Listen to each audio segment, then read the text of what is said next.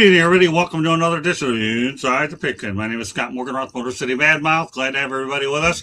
We have Marvin, we have Candy, we have Mel, we have Tom, we have Steve, and maybe Ben. Right now, Ben is playing the role of, what's his name, the magician. Help me out, David Copperfield.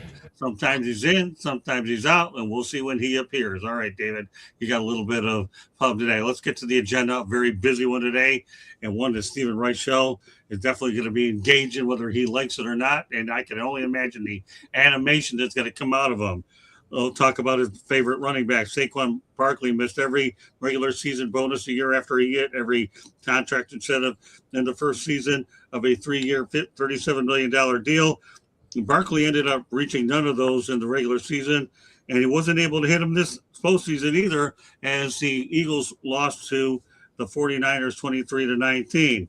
Regardless of how he plays, though, obviously there was $250,000 out the door since the Eagles did not win the NFC title, and another $250 that he also lost. But let's talk about the totality of the whole thing, Steven. If there's ever a guy who's an ultimate team player, it's Saquon Barkley. He really is one heck of a player to have on that team. Yeah, I mean, he only missed the one of the regular season incentives because he didn't play the last game. I think he only needed like 60. I think he only needed like 67 yards to get one of the regular season incentives. So I mean, but he doesn't care about that nonsense. You know, anyone who's watched, you know, any of the mic'd up moments over the last 2 years, he that stuff's irrelevant to him. He's the team player, the leader. I think we were talking about it earlier in the year when Jordan Mailata was basically sitting there saying he's the guy holding the umbrella when everything's raining around you. So. Well, again, he's a very unselfish player. The one thing he ended up getting in Philadelphia that he yearned for with the Giants is he got a Super Bowl championship. So not the worst thing. Yes, you missed a couple bonuses this year, but mark my words, Saquon Barkley isn't complaining about it. Tommy? Oh, he had a 1,100-yard season, 1,140 yards, 106 yards in the playoff game on a team that had trouble passing the ball. That's a pretty strong season. I think he just only added to his legacy, especially on a team where it seems like it was a bit dysfunctional with A.J. Brown always crying about not getting the ball and then dropping balls in a crucial playoff game.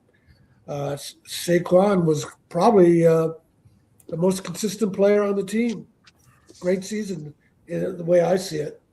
Mel? I'm sure Saquon's saying, "Don't cry for me." I mean, he got paid. That's the most important thing. He got his money.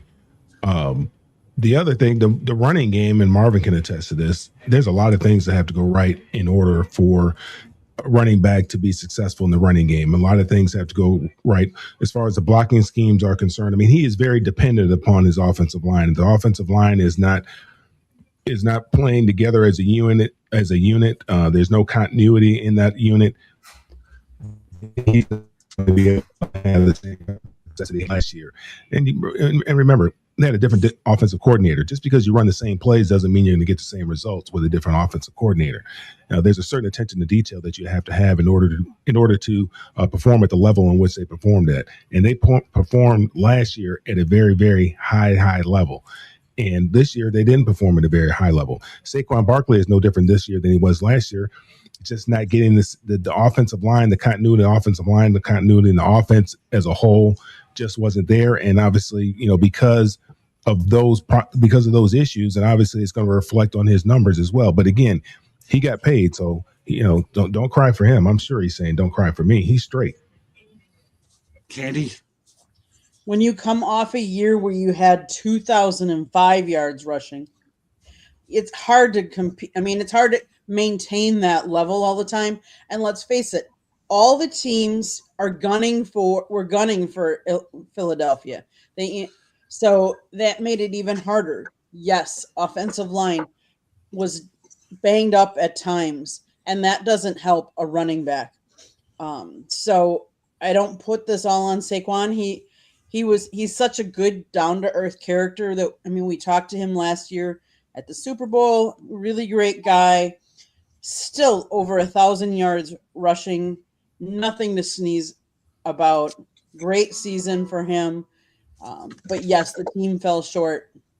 But there's only one team that's going to stand at the end of the season. So, I mean, let's be honest. I mean, that's only 64 yards. 1,100 yards is 64 yards a game. That's 16 yards a quarter. Marvin could probably do that. Yeah, definitely. Yeah, I'm waiting for the banner to keep going all night. I feel it. Okay. All right, go ahead, Marvin. No, that's cool. That's cool. Listen, I was a blocking fullback in my entire in my brief NFL career, man. I had one carry for 1 yard, and it was the first play I ever played in the NFL. That's one more carry than I had. You know, it is what it is, man. I was happy to be there. I know you feel the same. Saquon is an all-time great talent, and by the end of his career, he'll have the numbers to be considered an all-time great back, which, you know, he's definitely on pace for. I was really happy to see the Eagles give him some money last year. And in regards to these incentives, man, listen, these guys want to hit their incentives, they want to make their money, but you know, as everyone has said, Saquon is a really a team guy. I think he does a great job. With his attitude and disposition, just being a star in the NFL. I think he's a great look for the NFL. This is a guy who, you know, listen, it doesn't matter how good you are. If you don't have your O-line intact, if they're not able to get out there with their best five guys and put their best foot forward against these NFL defenses, you know, you're not going to have the kind of success that he's looking for, that he had last year. I think Tom had said it, you know, it has to do with some of the passing game just not being where it was. And what we saw from him last year was historic. It was something that you don't see all the time. And, you know, it's hard to be successful, you know, like he was, and then come back and do the exact same thing. He's really a victim of his own success in a way. Saquon played good this year. It's just, you know, those magical seasons don't happen every single year. And as Mel said, man, Saquon's saying, don't cry for him. He's okay, man. That guy's making his bread. And I think at this point in his career, even though he definitely wants, you know, to make money and make more money, he wants rings. You know, these guys understand how important that is to legacy, and he wants to be remembered as a champion, and not just one. You know, these guys want multiple championships. I think once you have that taste of success at that level, you just want it again. So, yeah, for us fantasy fans, for us Saquon fans, we want to see him go off a little bit more this year. But, you know, like I said, it's just that's not something that you can repeat every single year. Eric Dickerson went for 1808, then he went for 2105. He went for 1808 his rookie year, then 2105. But they're committed to running the football. That's back in the 80s. That's when, you know, the running backs were making all the money. That's when you had to pull the buggy. Absolutely. Yeah, that's when you had a thing called the I formation. You had John Robinson out there for the LA Rams, you know, coaching up and running that gap. Yeah, exactly. Different time, man. A different time. But Quan's putting up numbers, man. At the end of the day, as I said, he'll be in there in the top 10, top 12 rushing touchdowns and all that stuff. Yeah, he had 65 fewer carries this year. Still caught 37 balls for another 273 yards. You know, 1,000-yard season isn't the same as when Jim Brown played, but it's still significant because the ball is thrown so much more. Great point, Tommy. All right, Ben, we'll give you the last word on Saquon Barkley. Obviously, didn't hit his financial bonuses, but he probably doesn't care anyways. Fact of the matter is he's more concerned that they didn't win a Super Bowl. Some thoughts, and then we're going to go to another Philadelphia topic. Go ahead, Ben. You have the last word on it. I mean, what Saquon didn't hit it. You saying Saquon didn't hit his incentives. He's just worried more about winning the Super Bowl. That's what it seems like, right, Steven? Yeah, he's the ultimate team guy. I mean, the thing about Saquon Barkley, a guy that coming off a 2,000-yard season, you knew he wasn't going to season this year, but he's the direct opposite of A.J. Brown. Like, he goes, look, man, I'm not playing well. I just want to be, you know, a team player, and I want to contribute. It just didn't happen that way. I feel bad for Saquon Barkley because he was really trying to win in 2025 how they did in 2024. That's not going to work. And if they're going to catch up to you, he did the best he could. But I think that the Eagles think that Saquon Barkley is I think they thought that he was more of a Christian McCaffrey, and he's not. Now, he's talented, super talented. Right. But what they want him to be in the pass game. He's not, and the running game just wasn't efficient. And you see how it hurt the Eagles. So yeah, I'm not surprised that Saquon Barkley cared more about winning. And I know he wanted his numbers, but he got a contract extension at the end of 2024. It just didn't translate to 2025, and the band might be breaking up. I don't think Saquon Barkley is going to be a part of the band breaking up, but I don't see that offense looking the same in 2026 because that much offensive production and that lack of that much offensive firepower and that lack of offensive production. Yeah, but Saquon, man, he's a pro's pro, and I'm happy that I'm happy that he had the year he had 2 years ago. But yeah, Marvin and Mel know this. Look, we ain't trying to help you get no incentives. If we don't have Super Bowl aspirations, but we try to help you get them incentives. If you do right by us, we'll do right by you. You go into the game and you need 7 catches, you're gonna catch 6, and they're gonna put the young guys in, unless you help them out. Not surprised. Well, that's it. Well, let's go back to Philadelphia. Obviously, we talk about the offense, and today the offensive coordinator, Kevin Pattillo, was let go by Nick Sirianni. Steve, why don't you give us a little bit of insight on what took place, why the OC is no longer the OC? Well, I'll tell you about 99.9% of the fans, or maybe, well, I'm not even going to say that. 100% of the fans are absolutely they're having a drink tonight in celebration. Because as we have already seen that it's rough, and we've seen the stark difference between last year and this year.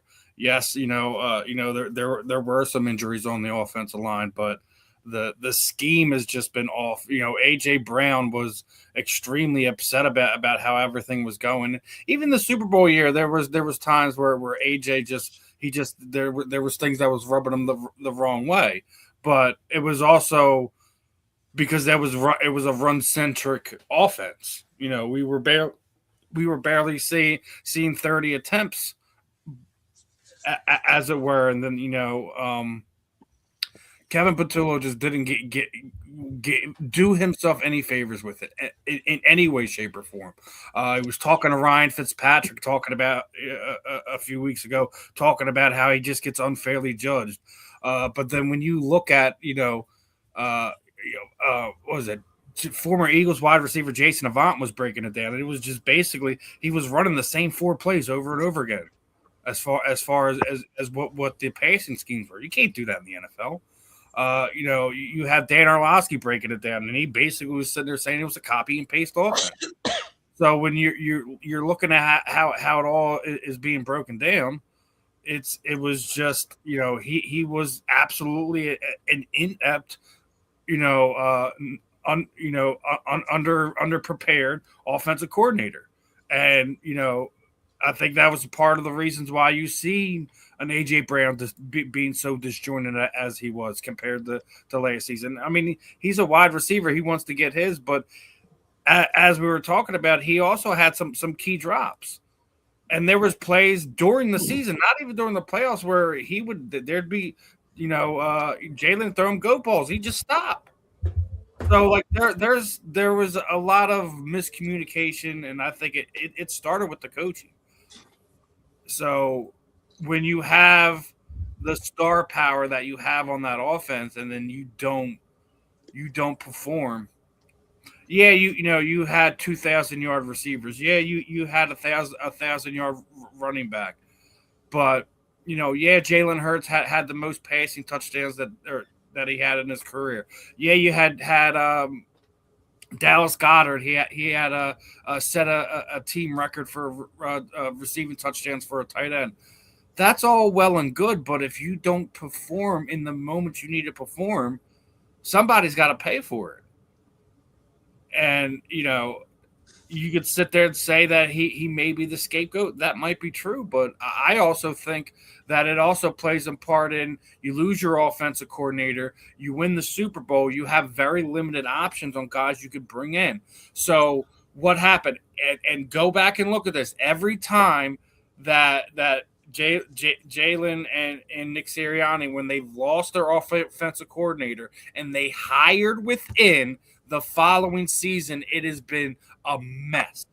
But when they hire the offensive coordinator outside of their building, they've all had started head coaching jobs the next season. Every single one of them. So you have to play a couple different keys in this. I think Kevin was in a winless situation. He probably wasn't the right guy for the job, but he was in a winless situation. Jeremy, to answer your question, yeah, Kellen Moore was the OC last year in Philadelphia, and he obviously went ahead and I agree with him. He was using Matt Nagy's Tecmo Bowl playbook. That's probably spot on there. So, Jeremy lobbying, time for me to talk football on as a guest. Good stuff. All right, great. Thanks for being in here, Jeremy.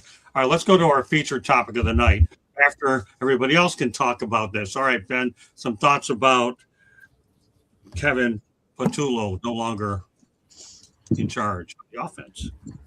Well, I mean, I think Steven just said it. Somebody's going to have to be the fall guy. I mean, the easiest guy is going to be Kevin Patullo, right? That's going to be the easiest fall guy. But here's the thing, right? No one wants to talk about it. Sometimes numbers are deceiving. Yes, the Philadelphia Eagles had 2,000-yard rush. 2,000-yard receiving. They was barely over 1,000. That was like 1,007 yards, 1,008 yards. I would say this. Kellen Moore was going to be hard to replace, just like Ben Johnson was for Detroit. Like, do you see how potent that offense was in 2024? So, like you said, Stephen, unless they're just putting up, yes, people are putting up career numbers. You talk about Dallas Goedert, you talk about Jalen Hurts, but they were accepting things in wins they wouldn't accept in losses. The second half, that second half offense, it was dismal a lot of times, but they're winning games. So nobody's really going to say anything. That's not going to win games in the playoffs. So I think that Patullo, he was out of his element because when you got that much firepower, you still got to be creative. You can't just go, hey, Saquon, go break a tackle. Hey, AJ, go break a tackle. No. Where's the motion? Only two guys ran go routes. That would be Devonta Smith and AJ Brown. And I can tell you the formation when they're going to run them. I can tell you when AJ Brown is going to run an in cut. I can tell you when he's going to run the out. I can tell you can't play predictable offense and expect to win games in the postseason. So I'm not surprised. But here's the thing about the Eagles. You can't do what every other team does because you're one of the upper echelon teams. So I'm not surprised he got let go. Nick Sirianni going to have to make some serious – I don't think Tulo is going to be the only one. I don't think A.J. Brown is going to be back either. I really, really don't. Because the thing about A.J. is something you just said, Steven. You can't talk that much when you don't get the ball. And when you do, when you drop it, you know where to be found. I'm not talking to me. That's not going to work.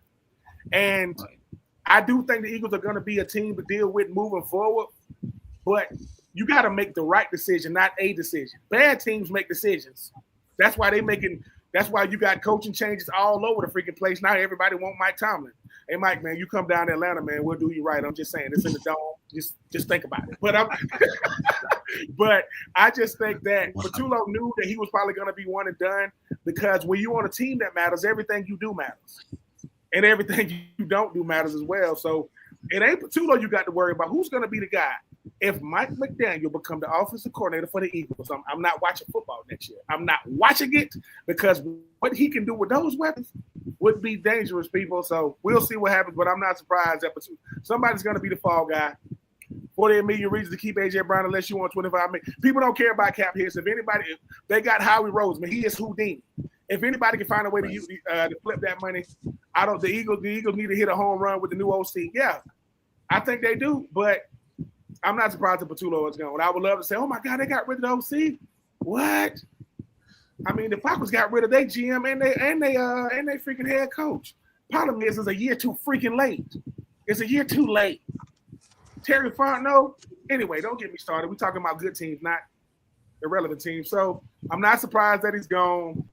Know that now Howie Roseman, the biggest decision he's going to have to make this year is not going to be who you re-sign. It's do you bring in an OC that know how to call plays? Because Saquon Barkley looking mediocre. Only Patullo could do something like that. Crazy. I'm not going to get you started. You do a good job of your own. Get yourself started. I'm just saying, man. Don't get me. We talking about real football teams, man. Every time some people at Atlanta, I'm thinking about why we want to bring that up, or why we got to ruin my day. You know what I'm saying? I root for the Titans, I root for the Falcons, and I played in Florida. I didn't have a good 2025. That's all I'm saying. I didn't have a good 2025. I totally get it. I totally understand. All right, Tommy. It's just sports, sometimes things don't work out, guys don't mesh. He had been around all last year. He'd seen what worked with Kellen Moore. Howie Rosen had the power to not make him the offensive coordinator if he didn't like the idea. You'd think it would have worked. And the mystery on top of that is if the media and if TV analysts can see they're predictable and what's wrong with the offense, why can't the staff as a group figure out what's wrong? But it's just sports. The same thing happened in Detroit. They promoted within. They thought they had continuity, and the new OC couldn't match the creativity of the old OC. That's just sports. It happens all the time. Right. Sometimes you see the assistant coach come on and do a better job than the head coach. You just never know. Okay. Mel. I mean, Stevie Wonder could see that coming. Somebody's going to take the fall, and Jalen Hurts has had a different offensive coordinator every year since he's been in the league, pretty much. I mean, this has got to be their fourth or fifth guy, whether because guys have gone on and got other jobs, or whether it didn't work out. 1 year they didn't like the way the offense was clicking that year, and they moved on from him. But Jalen Hurts has had a different offensive coordinator just about every year, so it's very difficult to get in the rhythm, and that makes it all that more impressive what Kellen Moore was able to do in the 1 year that he was there with that offense. And so you knew somebody was, and you listen to Jalen's post-game interview or his Monday interview, and he wasn't very complimentary of the guy, so you can see that he wasn't happy. So something had to change. It's obvious something had to change. They couldn't go in the next year with this guy here with the offense the way that it was. Talking heads, all the talking heads, they have all the answers. They say that it's predictable. You listen to the talking heads, you'll be one of the talking heads. So, I mean, Nick had to do what he felt he had to do. I don't think he's a play caller. He let that guy continue to call the plays. And, they ended up parting company at the end of the year. But, yeah, I mean, everybody could see that coming. I mean, that something had to change there. Marvin. Yeah, the thing about it is everybody on the Eagles, all their star players on offense, they got paid. They're on their second contracts. The organization, they paid Jalen, they paid AJ, they paid Smith, they paid Quan. And when you put that kind of money out, I mean, you have expectations, rightfully so, especially coming off a Super Bowl. So, yeah, for the Eagles, the standard is a standard. Steve had mentioned, some of these that Jalen and the tight end, had career years in some areas, but really it's about the eye test. What it looks like, and it didn't look good as a whole when you watched it. And then obviously the early exit doesn't help either. It's a situation where as an offensive play caller, you got to be creative, man. These defensive coordinators, these veteran defensive coordinators, these guys are good. And these guys are good, man. So if you out there running, a vanilla offense, and you're not taking advantage of the talent that you have, the defense is going to catch up to you. It's going to show up, and it showed up. And with that, the OC's out. Candy. There's always going to be someone that's going to be the fall guy when you don't reach the pinnacle that you wanted to reach, or when you don't hit what you expected to hit. And yes, this was the fifth different OC in 5 years up in Philly. We've talked about how that matters in some of the development of other quarterbacks, but we haven't talked about it, how it develops other players for Philadelphia and how that can affect them. And, going from Kellen Moore, who obviously did really well with that offense, it's hard. So you knew someone was going to take the fall in Philly. Now we're going to go rapid fire on a couple topics. I want to make sure we get everything in. Since we're on the offensive coordinator theme, we'll stay with one with the Detroit Lions. The Lions announced that they have parted ways with offensive coordinator John Morton after one season. I'll make this a really quick one, Marvin. I'll go around the horn. Would you view Johnny Morton as a scapegoat for what took place here in Detroit, knowing full well that he followed Ben Johnson? It's not even about him being a scapegoat. The reality is you now realize how good Ben Johnson was with that offense and with that quarterback and that team. That's really the bigger story. He's a really good offensive play caller, quarterback developer, just great with the O. You see what he's doing in Chicago. I mean, and it went from they're not able to replicate that same offense last year, those numbers. And now you have Dan Campbell, my man, Bubba Gump, taking the play calling sheet, and he's out there calling plays. It don't work like that, man. You can't just pick up the play sheet and think that you an OC. They struggle, man. They struggle without the offensive leadership. They struggled without the strategic approach that Ben Johnson took, and it showed, man. It was really unfortunate because Detroit's offense was on fire last couple of years, and this year it was just Well, yeah, the reality with Morton, it'll be interesting with all these offensive coordinating positions opening up if he lands somewhere as an offensive assistant or not. But obviously, Dan Campbell went out there and took over. Candy, some thoughts? What's the scapegoat? That's the main question on this topic. I would say yes. I would say he had hard shoes to fill because Ben Johnson did such a good job there and gelled with everybody. So I think sometimes that also makes it hard for his replacement to come in and have success right off the bat. Mel? No, he wasn't a scapegoat, man. The guy got paid to do a job, and he did a lousy job. I'm not here to call for anybody's job, say someone should get fired or whatnot. He did lose his job because it's a high performance business, and they did not perform to the level to the expectations, and because of that, he lost his job. No, he wasn't the scapegoat. Tom? I would say he's not a scapegoat. He didn't have a history of play calling, and they promoted him. And Dan Campbell taking over the play calling tells you all you need to know. They should have figured it out.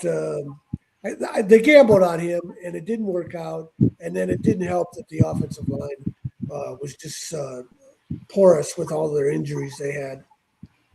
Steven?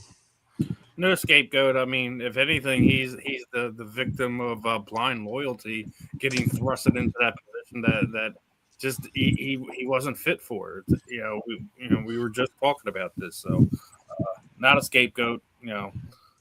You don't perform in this league. That's what do they say? Not for long in the NFL. Yep, well, it's not for long. Ben, your final word on it. Yeah, I don't think it's a scapegoat either. I think sometimes people look at what somebody else did and go, "Oh man, I got a Monte Brown, I got Jameer Gibbs and company, man. All I got to do is do this until it don't happen, until it doesn't happen." You have to call plays to win games. You can't just call plays and think my players are just better than the defensive guys, so they're gonna be good enough to go out there and get it done. No. And sometimes the players ain't as good as you thought they were. Now, when they had Ben Johnson because he was creative, yes. You put another guy in there, no. Because they go, hey, man, you got to call a winning play on third down, not a play. So, but I just think when sometimes it's who you replace. So they get rid of players when they don't get it done. So I don't want to hear about OCs. Well, all you got to do is call the play. You just ain't calling good plays. So they're going to say the right things in the media, but I do not think it's a scapegoat. I think he just flat out didn't get it done. Yeah, I like what Eddie Prather said. Dable or McDaniel would be good for the Detroit offensive coordinator job. I agree. No scapegoat. We're going to go to something very different here. And this is one I like to find these different stories, and I'm going to come up with one now. That Joshua Ergo is now the new coach, the inaugural head coach of Texas A&M Arcana. I like these stories because, again, you're talking about a guy who's building another program from scratch. We talked about one last year. So get this, Joshua Ergo, Texas A&M Arcana. With some thoughts about this guy here, Marvin.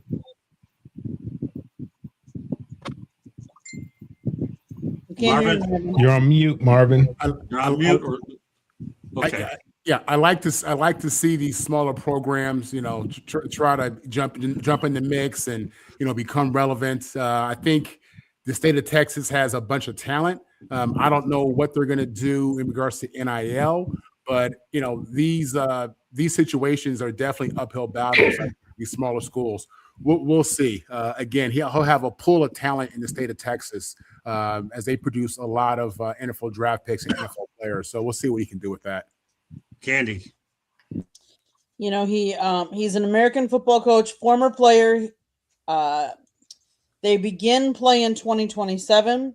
He served as a head football coach at East Texas Baptist University from 2013 to 2015, compiling a record of 14-16.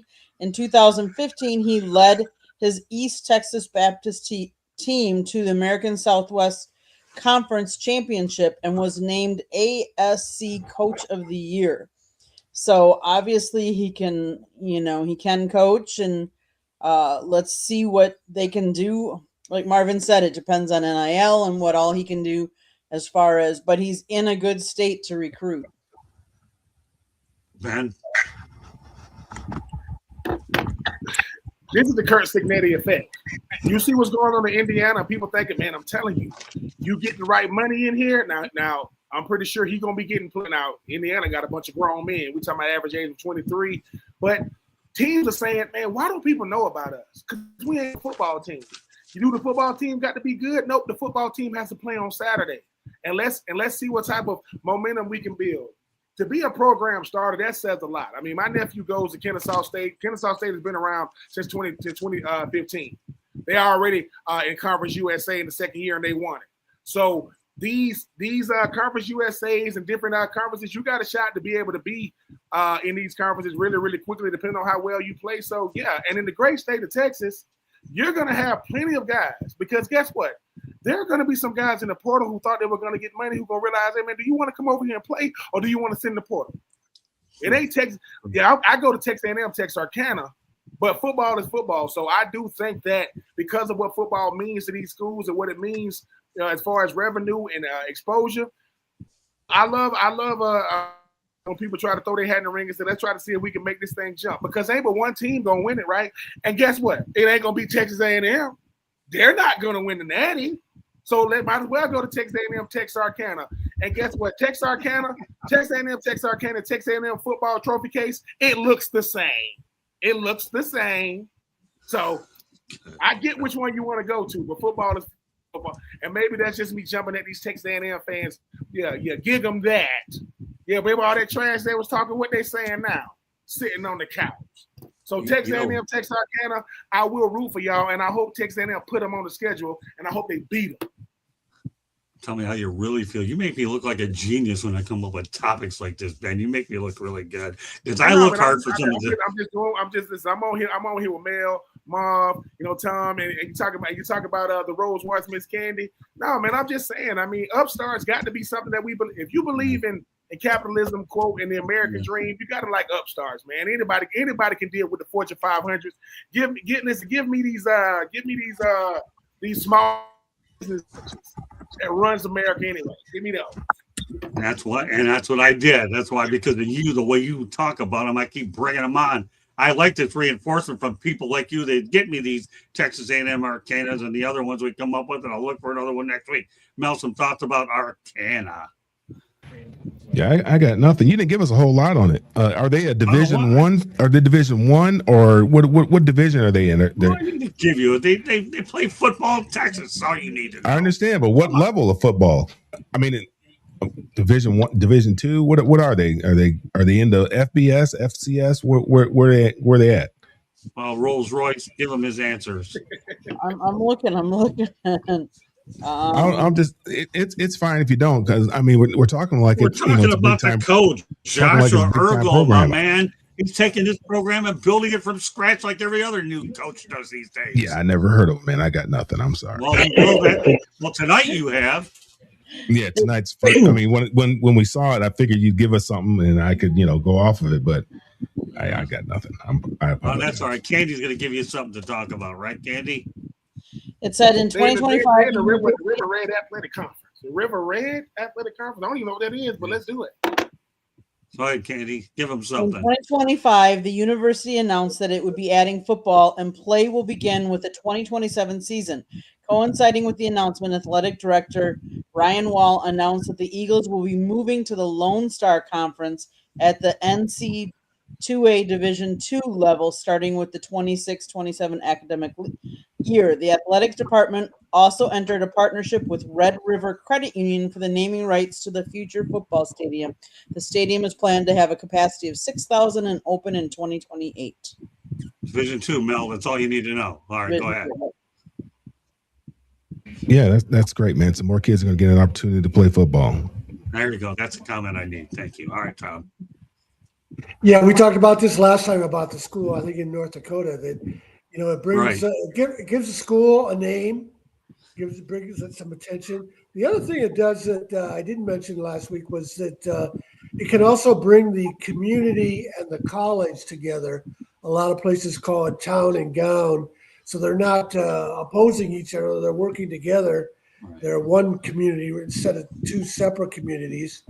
And Texarkana is right there where they're close to Oklahoma, they're close to Arkansas, and I guess they draw students from all three of the states.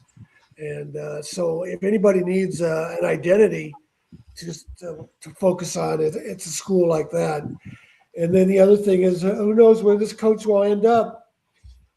Kurt Cignetti coached at Indiana University of Pennsylvania Right. before anybody knew who he was. And he also coached at Elon, which is a small school here in North Carolina near Greensboro. So who knows?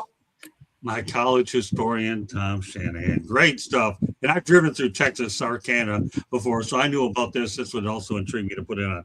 We'll go to another college school everybody's more familiar with, and that's 9 straight bowl wins for the Minnesota Gophers, who have the longest bowl win streak in college football going on. They finished the year 8-5. Tommy, some thoughts about the Gophers winning at least 9 straight bowl games? Well, J.P. Fleck is a great coach. He was a great coach at Western Michigan. I don't know if Minnesota will ever be more than just a middle of the pack program, though. I mean, the bowl games they're winning, they aren't the Rose Bowl or the Sugar Bowl or anything like that. So it's about as good as Minnesota can do. And J.P. Fleck is getting the most out of that program. Mel? Yeah, I mean, I think PJ Fleck is a good coach, but yeah, Minnesota's a tough program. When you're looking at the Big Ten, well, how many teams are in the Big Ten now? 16 teams, 17 teams in there right now, 18, whatever that number is. That's a tough program, and I think he's a good coach. And I think he could probably, if he ever decided to leave Minnesota, he could probably go somewhere else and do very well. But he seems to be devoted and committed to that program and to that community, and trying to make something special happen there at Minnesota. That's a tough program. And I appreciate the fact that Minnesota is doing what they're supposed to do. I mean, you put them. I think you start talking about college football teams; they ain't all in the same caliber, even though they all play each other. 9 straight bowl games wins is a big feat because you got big time programs that can't even make bowl games. So everybody say no one cares about a bowl game. Yeah, yes they do. Yes, people do, and it's easy to say. It's easy to say that no one cares about bowl games when you can't even make a bowl game. So when you talk about the standard, yes, Minnesota's never gonna be, put in the same category as other schools, but that don't mean they got an incredible thing going on with the Golden Gophers. So I respect it because it shows that what they're trying to accomplish, they're getting it done. Do they make noise certain years and certain outlier years? Yeah. Will they ever be in consideration of college football national championship? It's going to probably be hard with NIL, but 9 straight bowl wins is a big time thing for it, especially with people saying no one cares about bowl games. Yes, people do. Don't let the college football playoff make you think that people don't care about bowl games. People still do, and I still think it's a great thing for the student athletes. So, congrats to the Golden Gophers keeping that thing alive because there's a team that will go unmentioned in the state of Florida that can't even make a bowl game. Two of the big 3 can't even make a bowl game. So, yeah, I respect that stuff. great stuff. All right, Marvin. Yeah, PJ Fleck is really a good coach. Minnesota beat my Trojans 2 years ago up in Minnesota. I saw it up close watching the game, and they were tough, man, physical team. It doesn't surprise me that they've had that kind of success. PJ has built a really good program, even in this NIL transfer portal era, and it's really good for the program because what you want to do is you want to go into the offseason feeling good. You want to go into the offseason feeling like you have something going and you're headed in the right direction. And after coming off a 2-week bowl prep, you win your bowl game, you play a team, most likely out of conference, who also is excited about this. And to do it 9 years in a row says a lot about his culture, says a lot about his talent, even though a lot of guys skip.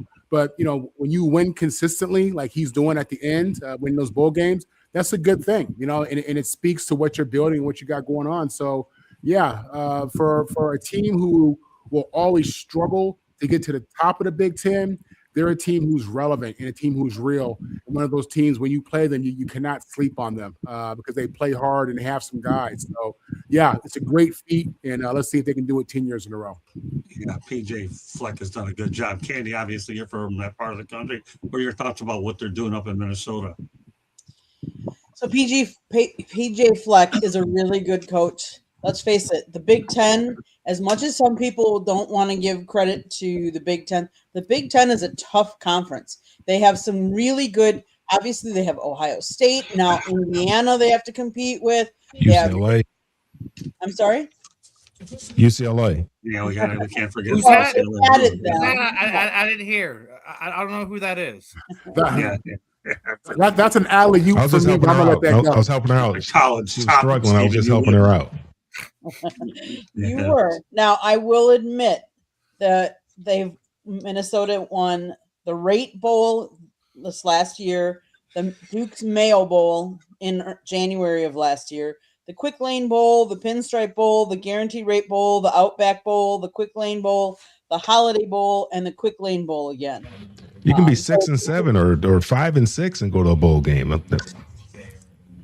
Give me a break. Your team only won 3 games this year. Hey, Scott. Say it again, Scott. Say it again, Scott. Tell him again. I know it's your show, Scott. But really? Seriously, really? Come on, Mel. I know it's your show, Scott, but I know it is too. Wait a minute. I touch you more slack than anybody. But give me a break. Give the Gophers a little love. I'm not telling you to talk about the Trojans. Talk about the Gophers. Go, Gopher.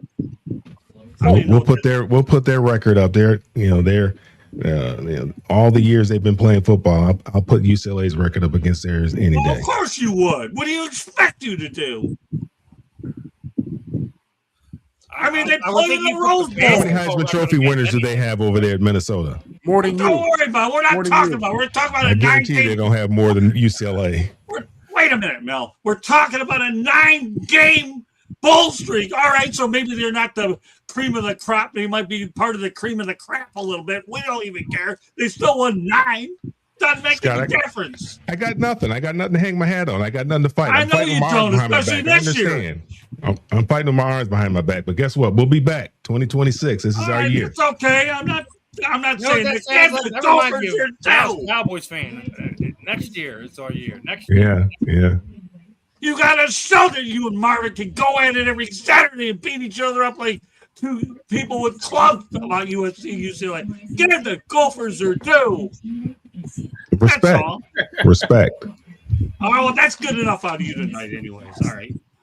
But, all right, Steven, do you have anything to say about this 9-game winning streak until we go back to the NFL where you're more comfortable with it anyways? Yeah.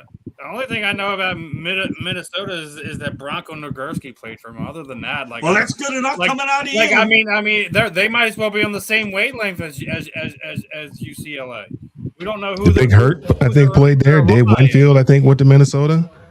Charlie Sanders went to Minnesota.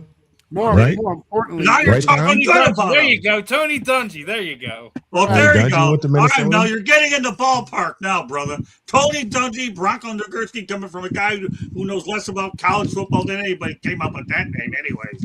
So, all right, with that said, good stuff, Steve. All right, so let's go ahead and talk about a guy by the name of Ricky Prohl.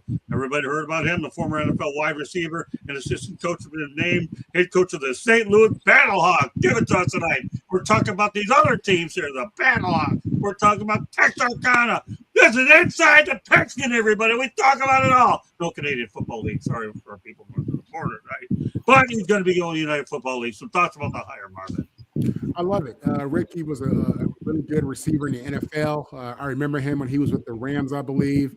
And I love to see these. I love to see these NFL guys getting these head coaching jobs, even if it is the UFL. It's the minor leagues to football, if you want to call it that. That's all good. But it's an opportunity for him to grow, to have a new experience, to see, what his real leadership skills are. I have no doubt that he has a ton of perspective that he'll be able to give those young players who are all aspiring to make it to the NFL. So, I root for all former players in these leadership positions, and I'll be watching out for him to see what he does. I like Eddie Prather. Dave Winfield did go to the University of Minnesota. Great point. He's a baseball player. All right, go ahead, Candy. Well, we're talking football. Inside Wow, that's all right. Dave Winfield's a big name. He's good for hashtagging, sick the man. I can use the help a little bit I once think in I a said while. that. He just copied off me. I Dave said that. Winfield. I'm talking about Steve. Dave Winfield. Yeah, we're talking he football. probably just went to I Google need to the find tag, dude. Dave Winfield was drafted in all three sports. Football, Yeah, he was pretty good. basketball, and baseball. He didn't play football in college, but he was drafted. All right, go ahead, Minnesota, by the way, Mel, they won the 1960 national title with Sandy Stevens, the first black quarterback.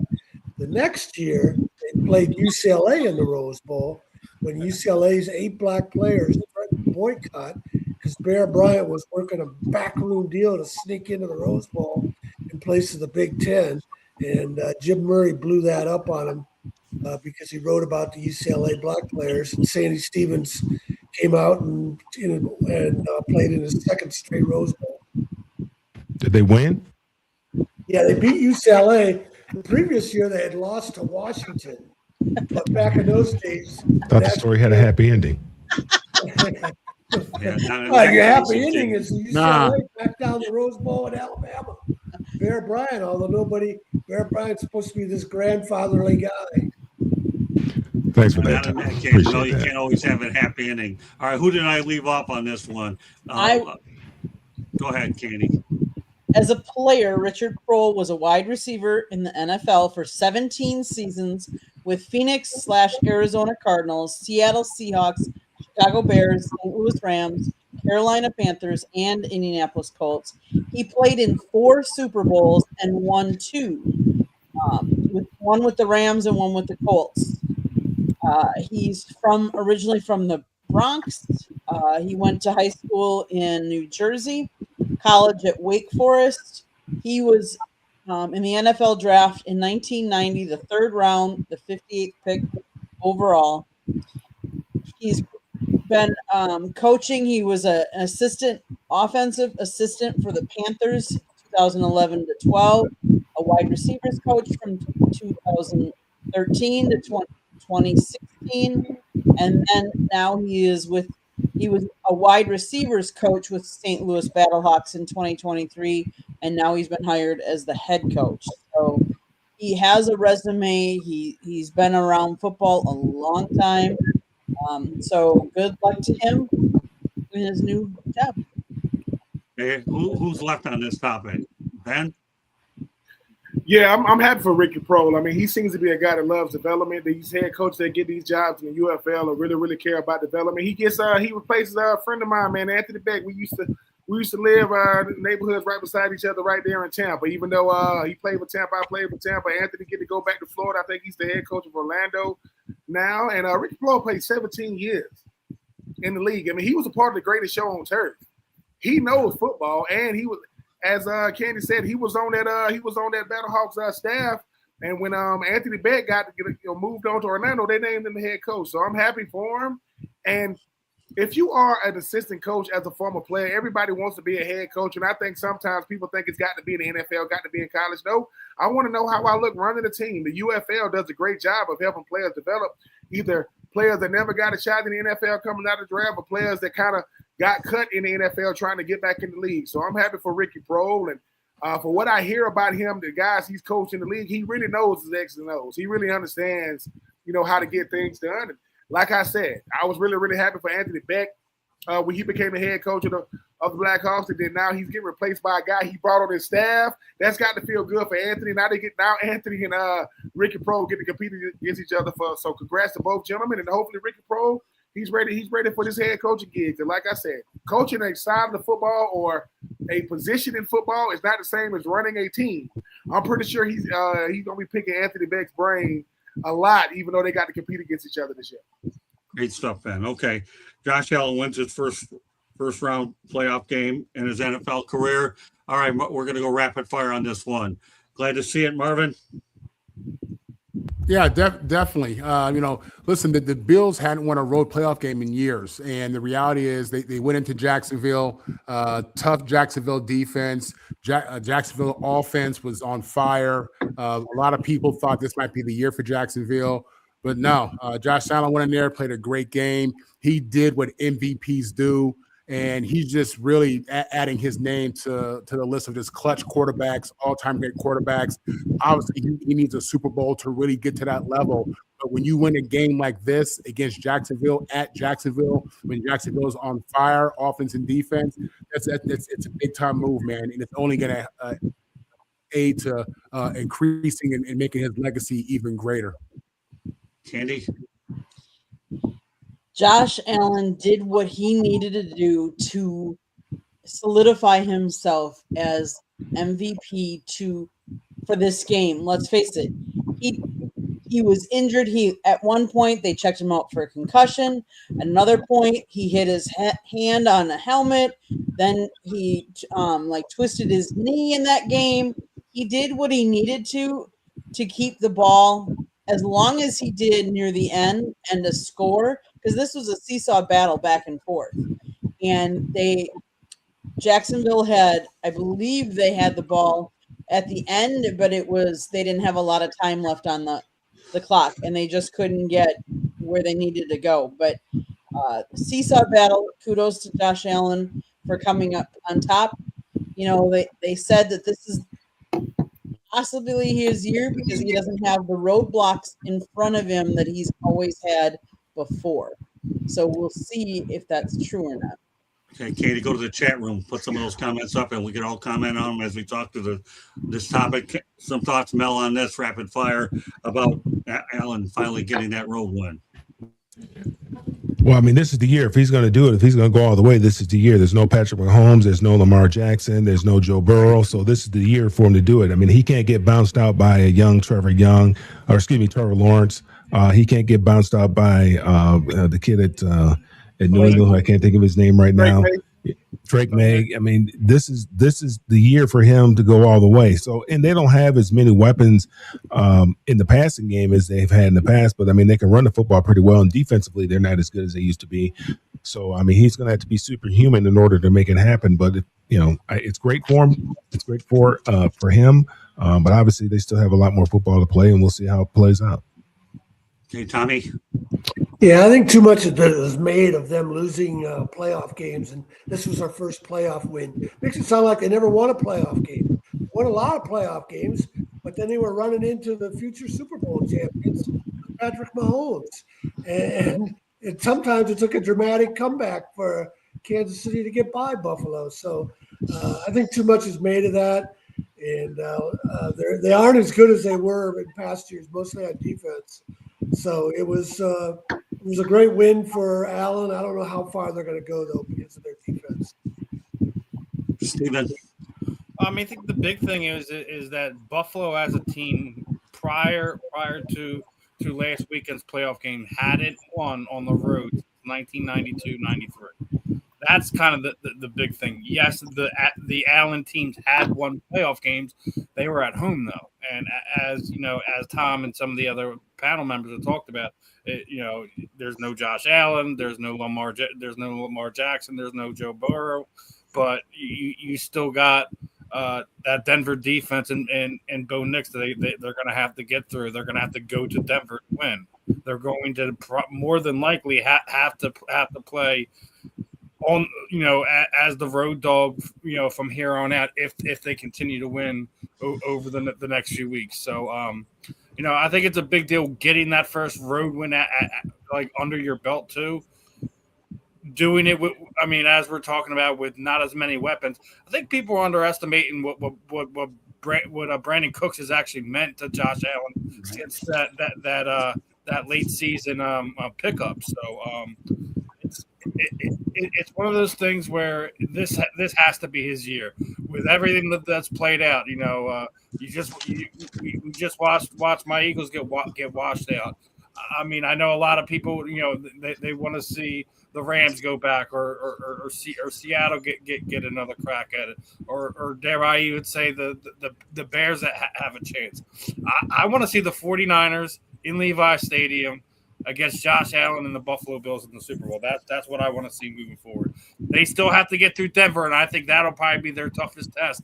We'll see what happens after this week and how everything shakes out. But it's in Josh Allen's hands. He's been their de facto Superman over the last few years, regardless of how good or bad the defense is right now.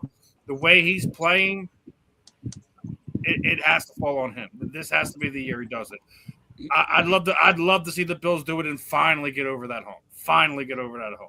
Well, I'm glad you brought up Brandon Cooks. Great stuff, Stephen. All right, Ben. Yeah, I think the thing about a guy like Josh Allen is, you got a shot as long as he's on the field. I mean, he took a pounding. Like, he got beat up, but he knows, look, I have to go out there and be everything for this team. I know that defense led by Greg Rousseau and those guys was able to go out there and put pressure on Trevor Lawrence. It was 4th and 1, and they was literally trying to let them get in the end zone because they thought that the Jacksonville Jaguars offense was going to go down the field. That is not winning football. 4th and 1, I was supposed to go like 10 yards or however long it went, and then they thought he got in the end zone. But Josh Allen is the all-time leading. He has the most rushing touchdowns in NFL history, and he still got 7-8 years left. He's going to have over 100 rushing touchdowns. That's not including the postseason. So if you are Jacksonville, you say, hey, man, what is the consolation prize for making it to the playoffs? Josh Allen, you won and done. And if you are Josh Allen, you got to find a way to get it because you know that Patrick Mahomes, as we mentioned, isn't there. Lamar Jackson isn't there. Joe Burrow isn't there. And I think that for this Bills team, the thing about Josh Allen that doesn't be talked about enough, yes, he gets a lot of unfair criticism when he doesn't win because of the player that he is, but he has to play well for them to win. He's not in a position to where he can play okay and they win. Keon Coleman is supposed to be his number 1 receiver, and he's been a healthy scratch 2 games in this season. He had 1 catch on Sunday, and they still won. Name a team that your number 1 receiver barely has 600 yards receiving the whole year, has been a healthy scratch 2 games, and you still moving on in the playoffs. So congratulations to Sean McDermott, because people talk about coaches that are under pressure. Nobody's under more pressure than Sean McDermott year in and year out, regardless of who's in the playoffs. But I was very impressed with Josh Allen because when he went out for concussion protocol, I would not have to want to be that trainer to have to go tell Sean McDermott he's out. That trainer was like, please be okay. Hey, Allen, how many fingers do I got up? 2. Coach, he's good. He can go back in. But shout out to Buffalo because they finding a way to beat teams that had good seasons, but they don't got to. But Trevor Lawrence is a good team, a good player on a good team, and Josh Allen is a great player on a good team, and the great player and the good team moved on. I'm looking forward to see how they handle that Denver air and that Denver defense. Okay, we're going to go rapid fire on this one. Bills favored over number 1 seed Denver Broncos. Do you like it, Marvin? I get it just because they got the MVP coming to town. The thing about it is Denver has a decent defense. More importantly, they got Sean Payton and Bo Nix, running that offense. I think this could be Denver's year. I think Bo Nix is just an ascending quarterback. But Vegas obviously likes the MVP. They like the performance of Josh Allen from last week. Again, this guy's on fire, man. He's in the middle of his prime right now. And I just feel like he realizes he has to get that Super Bowl to really get to that next level of conversation for him in regards to who he is and where he ranks. Candy? This one's tough. I mean, because here you're talking about a veteran, an MVP, going into somebody else's home on the road, going into Mile High Stadium and trying to beat Bo Nix. But I think we'll see a difference in the rushing game. I think James Cook will come out and he's going to outlast RJ Harvey. And I think Buffalo's going to take it. I hope my boss isn't watching because my boss is a Broncos fan, but hey. Now, I'll just say that Josh Allen is a player of destiny, and maybe your boss will get over it, but we'll see. I don't know. I'm not lobbying between. I'm just glad to give you the time off the Senior Bowl. All right, go ahead, Mel. I mean, Vegas must know something that we don't know. They're playing in Denver. We know that's a very difficult place to play because of the altitude. Buffalo's defense is not very good. We know that Denver's defense is very good. Bo Nix has been playing at a very high level, has not been turning over the football. And Josh can sometimes, when he tries to take over games, he can be a little careless with the ball. So, but evidently Vegas knows something that I don't know, but I'm very surprised that they are a favorite playing in Denver. But it should be a good football game. I can't say that I'm a Sean Payton fan, but the way that he's turned around that football program in the last couple of years, and what he's done with Bo Nix and what he's done with that defense, you have to take your hat off to him. I mean, they're playing very good football right now. Tommy. Yeah, that's why I don't bet on games. I had to read that twice. When I saw the Bills were favored, I assumed the Broncos would not only be favored, but pretty heavily with a defense playing a Mile High Stadium or whatever they call it nowadays. And that's a surprise to me. I hope the Bills win, though. I'd like to see the Bills win. Yeah, I'm going to take a little bit from everyone. I'm absolutely surprised that Buffalo was going in there the favorite, being that Denver's is the top seed, and they do have an amazing defense. They have Patrick Surtain too there, who absolutely makes wide receivers disappear. So, Buffalo's going to have to rely on Josh Allen's legs, on Cook's legs, but I think you're gonna have to see big games out of their tight ends, both Kincaid and Knox, in order to kind of get away from the shutdown secondary that Denver has. So it's gonna take an effort, but I'm kind of with Candy on here. I think it's gonna be one of those close games, but I think the magic runs out of there in Denver. Buffalo now being the season's team, like I get it that Denver was in the playoff last year, but they didn't have a deep run last year. They do have experience, but I think Denver being there the last handful of years and having experienced those losses is going to kind of be the difference, because they're not going to be able to give up. They're going to have that extra fight in them to go do that they are going to Denver. They have a lot to prove this year, and I think that they're at the very least going to upset the Denver Broncos, regardless of if Vegas has them as the favorite or not. That's an upset. I don't care what anyone says. When you're the 5 seed and you beat the 1 seed in the divisional round in their house, that's an upset. That doesn't matter what Vegas says. Okay. Ben. I mean, when I'm looking at the stats, I'm looking at the regular season. You talk about Bo Nix, he had 25 touchdowns, 11 picks. Josh Allen had 25 touchdowns, 10 picks. The difference is one is the reigning MVP, and the other guy, he's probably been the best quarterback the last 2 years, not named C.J. Stroud, because of what Bo Nix has meant. I think the reason why I go with the Buffalo Bills is because Josh Allen is going to do whatever he got to do to win. He does not care. He's going to throw his body around, and that defense going to make it. That Denver defense gets extremely stingy from the 20-yard line in. They get it, and the closer you get to the goal line, they don't give up a lot of touchdowns. But the fact that he got James Cook and Sean McDermott and company, they're gonna say, "Look, dude, what you want to run? We ain't got time to be trying to walk away saying we left something in the tank. If it's got to be a flea flicker, they're gonna run it. If it's got to be a double reverse, they're gonna run it. When you in the playoffs, you ain't got time to be saying what you want to run. Let's go out there and try to make some plays, because Mile High is high. It's hard to win there." Patrick Surtain was a second-team All-Pro. Do you know how good those cornerbacks got to be? Then Cooper DeJean, right, and Quinyon Mitchell to beat first-team All-Pro Patrick Surtain. So I like Buffalo only because experience matters in the playoffs. It does. Understanding the situation of football, understanding the weather, understanding what's going on, understanding what's at stake. And Josh Allen knows he's playing for legacy. He's done almost everything you could do in the regular season. Postseason. They pay you to win enough games in the regular season to make it to the postseason and to get it done. I like Buffalo, but I don't feel good about it because it's going to be hard to beat Denver at Denver. But I think Buffalo has the X factor in Josh Allen. And like I say, he's ready to take a beating this year. He took a beating in Jacksonville.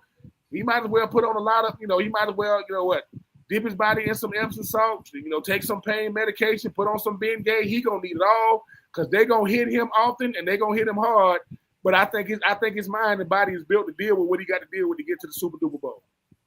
Hey, Candy, when you go to the store, give me some Bengay. I need it now that Ben brought it up. Put on the grocery list. I need it every place. All right, well, I'll tell you what our featured topic of the night is, the headline of the night. Could Dan Marino have won multiple Super Bowls with the Pittsburgh Steelers? Well, this is a really interesting hypothetical question. Dan seems to see that he would have won multiple Super Bowls if he was drafted by his hometown, the Pittsburgh Steelers. He says, well, looking back at their teams, I probably have won Super Bowls. I really do, because their defense had because of the defense they had. Well, there's no argument there. But the one thing the Miami Dolphins had was Mark Duper and Mark Clayton, and they let him get all the stats that he wanted. But would he have amassed 60,000 yards there? Don Shula let him do whatever the heck he wanted. And obviously, as I mentioned, he had great receivers like Mark Duper, Mark Clayton, Mark Ingram and company, where Pittsburgh runs the football. When Jimmy Johnson tried to run to the pound, Dan Marino couldn't handle it, because all Jimmy Johnson did was win Super Bowls, and Dan Marino got toasted by Jacksonville like 61-62-7. So, Dan, take your ego and stick it where the sun doesn't shine, sick them head. You can't take your cake and eat it too. You can tell my voice is cracking over this sick them head. I don't like you. Yeah, you probably could have won Super Bowls there, and you're the best quarterback that probably hadn't won one outside of Dan Fouts, but I'll still put you number one, and I don't like you anyway, so period. So, yeah, could you win them under Chuck Noll? Fine. But Don Shula let you do whatever you want. He gave you a Duper. He gave you Clayton. He gave you Ingram. He gave you everything you wanted, and you blew it. Shut up, Dan. I hate you, but you probably could have. All right, Marvin, follow that. Listen, as a Jet fan, I'm very familiar with Dan Marino. The Miami Dolphins are our rivals. And listen, I actually have admiration for Dan as a quarterback. You know, this guy was a phenomenal passer, just a really great player. I couldn't imagine, Duper and Clayton without Dan Marino. If Dan Marino had gone to the Steelers, his hometown, I have no doubt that organization probably could have put together a Super Bowl run for him. It's unfortunate that he didn't get a chance to go to the Steelers. There was some nasty rumors about him during the draft process for him, and he got kicked from a top 5 pick down to the end of the first.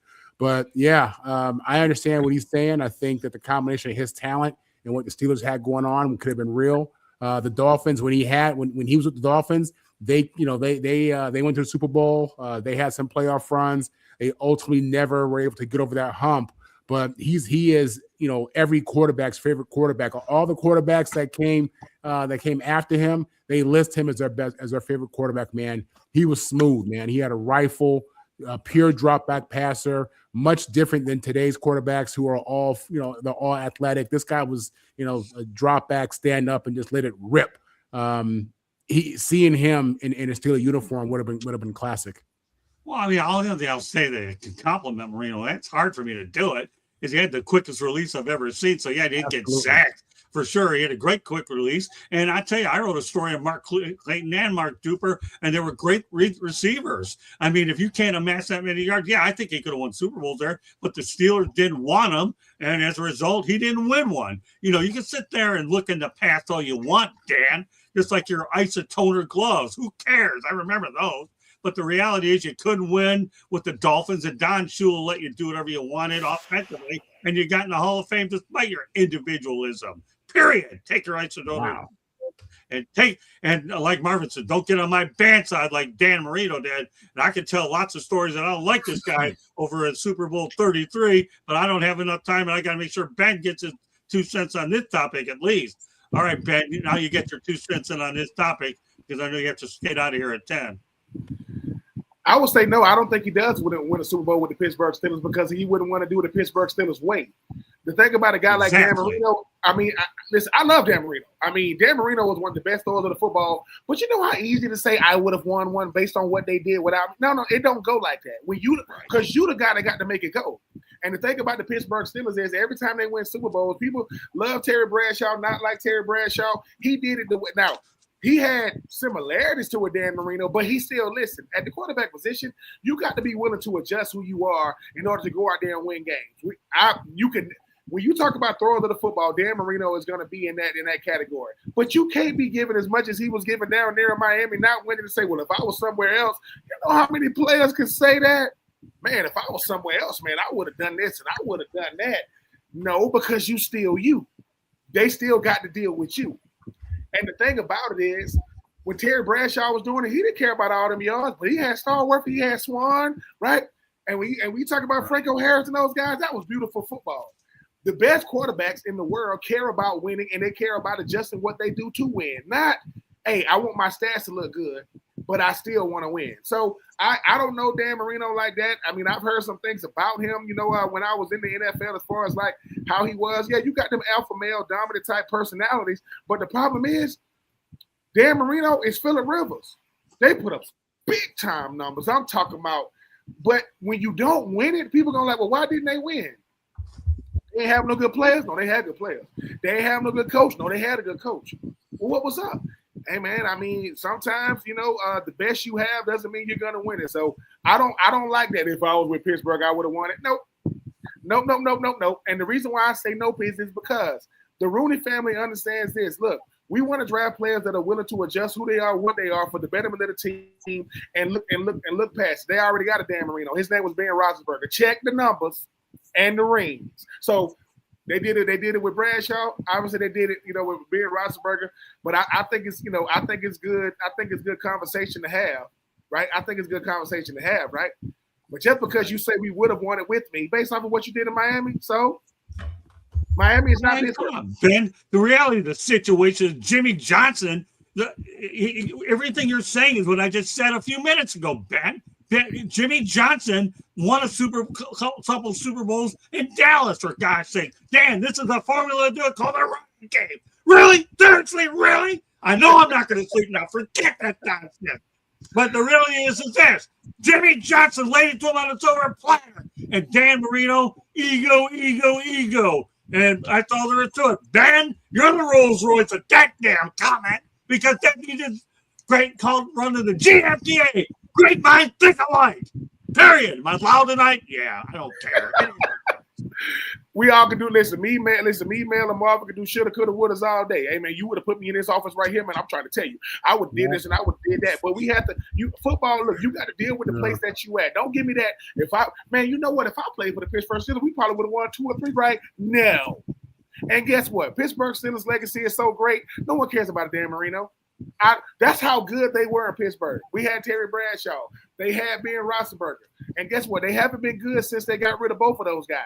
Since they got rid of both of them, they haven't been that position even with a guy like Aaron Rodgers. So Dan Marino, you sitting in the bar talking about the glory days of what shoulda, coulda, woulda. They gave you 17 seasons in Miami to do it. 17. Stop it. Move on. And he even got a road named after him. Give me a break. And he was on Ace Ventura. That too. I thank God I didn't get a ticket on that stupid road. It'd be double depressing. All right, so I'll get you out of here on one more thing here real quickly, Ben. I know you have to get going, and then I'll let the crew talk about Dandy Dan Marino and the ego. Okay, he only got to 1 Super Bowl and never made it back anyway. But give me your thoughts about the fact that the Steelers and Mike Tomlin are no more after 19 years, and the fact that the Steelers have lost 7 straight playoff games. Ben, and then we'll go ahead with the rest of the group on both topics. One thing I respect about Mike Tomlin is he's never going to be a guy that want to be in the way just because he can. The Rooney family, say what you want about them, they understand coaches. They've only had 3 in the history of their franchise. Mike Tomlin's never had a losing season, but he knows, man, they don't pay me to have winning regular season. They pay me to get it done in the postseason. And he's looking around saying, am I helping this team get better or am I a hindrance? I don't know. I heard what you were saying, Marvin. I don't know what happened with that conversation because the Rooneys, they seem to be a class act as far as like how they make decisions. But Mike Tomlin is saying, dude, I don't want to be around just because I could be around. 19 years? 19 years in the league as a head coach? Man, I mean, that's an accomplishment within itself. Mike Tomlin, to me, wasn't around just because he could coach. He was around because he was an incredible coach. But if you haven't won a playoff game since 2011 or whatever it is or however long it's been, you got to start looking in the mirror. And he said something at the end of his press conference. And Mike Tomlin was great.